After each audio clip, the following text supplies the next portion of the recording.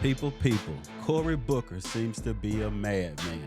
He's having meltdowns and screaming at fellow Democrats on the Senate floor. The Democratic Party just self-destructed on live TV. Cory Booker just snapped on the Senate floor. Amy Klobuchar called him out. And MSNBC, they're predicting a midterm bloodbath in 2026. Before we get going, you know what I need you to do, people. Like this video, subscribe, and ring on those bells so you don't miss the next time Democrats self-destruct on live TV. Roll the tape. Hurry up. I don't need somebody implying in any way that this is not vital to me and my state, that we have resources for our police officers. That's why I support this package. That's why I'm a co-sponsor of some of the bills in this package. But what I am tired of is when the President of the United States of America violates the Constitution, trashes our norms and traditions. And what does the Democratic Party do? Comply? Allow him? Beg for scraps? No, I demand justice. Somebody's implying that this to me is not about resources for my state. I will fight for Jersey every day, every night. This wasn't righteous anger. This was a full-blown emotional meltdown. Cory Booker screamed down a woman from his own party because she wasn't Trump deranged enough for his taste. And get this, he actually supports the bill. He co-sponsored the bill, but he'd rather light it on fire than give Donald Trump a sliver of credit. This is what happens when performative politics meets a midterm panic attack. Cory's not talking to America, he's auditioning for TikTok. And while he's melting down in the Senate, Democrats are watching their last shot at a bipartisan win go up in flames. Let's zoom in on the part where he starts going off about authoritarianism like it's 2016 again. This is a call, folks. The Democratic Party needs a wake-up call. I see law firms bending a knee to this president, not caring about the larger principles, that those free speech rights, that you could take on any client, why are you bending the knee? I see universities that should be bastions of free speech bending at the knee to this president. I see businesses taking late-night talk show hosts off the air because they dare to insult a president. I see people who want mergers suddenly think that they have to pay tribute to this president. And what are the very people here elected to defend the Constitution of the United States saying, oh, well, today, let's look the other way and pass some resources that won't go to Connecticut, that won't go to Illinois, that won't go to New York, that will go to the states he likes. That is complicity with an authoritarian leader who is trashing our Constitution. You think Trump just banned free speech and outlawed breakfast. This is how you know the man lives in a digital echo chamber. He's reciting activist slogans like a Gen Z influencer. But this isn't TikTok, it's the U.S. Senate. His own party put forward a bill to fund mental health services and child exploitation task forces and police departments, and he torched it. Why? Because Trump might look good. Meanwhile, Amy Klobuchar just wanted to pass the thing and finally give Democrats something to run on. But Cory's tantrum took care of that quick, fast, and in a hurry. Now watch Klobuchar fire back, calm, calculated, and clearly over his nonsense. These bills help fund grants for mental health services for law enforcement. And by the way, if this issue, which I agree with Senator Booker on, about that all these states should be treated the same, well, then I suppose then he will be voting against all of this funding for New Jersey unless this is changed. So we should be watching for that for every single vote instead of just these bills that are in front of us that were supported unanimously out of committee. Grants that help law enforcement combat child sexual exploitation. Grants to help address the recruitment and retention crisis that is plaguing local law enforcement. Our brave law enforcement professionals deserve to know that the resources they rely on will be there when they need them.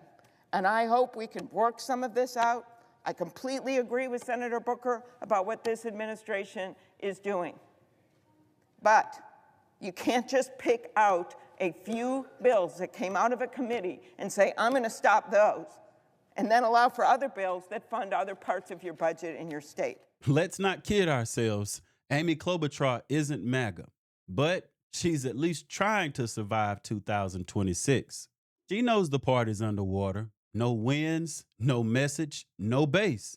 But here comes Booker, grandstanding for clout, blowing up the only legislative win Democrats had left because it might help Trump. She's not trying to save the country. She's trying to save her job. But even that requires the party to function for 5 minutes without turning on itself. And the media, they saw the whole thing unravel live. It's time for Democrats to have a backbone. It's time for us to fight. It's time for us to draw lines. And when it comes to the safety of my state being denied these grants, that's why I'm standing here. Don't question my integrity. Don't question my motives. I'm standing for Jersey. I am standing for my police officers. I'm standing for the Constitution, and I'm standing for what's right. And dear God, if you want to come at me that way, you're going to have to take it up with me, because there's too much on the line right now in America. As people's due process rights and freedom of the speech rights and secret police are running around this country, picking people up off the streets who have a legal right to be here. There's too much going on in this country. When are we going to stand together for principles that I just heard that we're agreed with? When are we going to stand together? If we don't stand as Democrats, we deserve to lose. Well, it's great theater that we just saw. Cory Booker, a good guy, standing up and yelling on the floor of the United States Senate. What I don't understand is he's yelling at 2 other Democrats.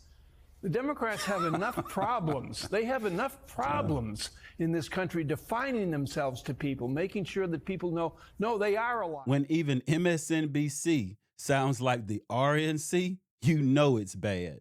They said it. Embarrassing. Not frustrating, not off message. Embarrassing. They watched Booker yell at his own team, kill a bipartisan win, and gaslight the nation about a constitution he clearly doesn't read. And still, he thinks he's a hero. There's a way to change a bill. And then there's a way to get in the opening segment of Morning Joe and on the front page of the New York Times. And Cory chose the latter rather than the former. He knew if he did this, it would be a viral moment and he would be associated with Democrats who are willing to fight. Meanwhile, this bill didn't impact funding, and there probably was not the leverage to do what Cory would like to do, which is defy Donald Trump, because we don't have the votes in the Senate. I mean, they just approved a judge that's totally unqualified, and you had a couple of guys who aren't even running for re-election who folded on Emil Bove. So Cory knows we don't have the votes in the Senate to do what the base wants us to do. So the way he criticized his colleagues is really unusual, kind of unheard of, and frankly, to me, a little worrisome with what we have in front of us and the fights the Democratic Party needs to wage next year in the midterms. There it is. Nailed it. Booker didn't want to lead. He didn't care about the cops, grants, kids, or mental health. He cared about being the opening montage for Morning Joe, with his sleeves rolled up, yelling like he just found out TikTok was banned. And that's why Democrats are sinking.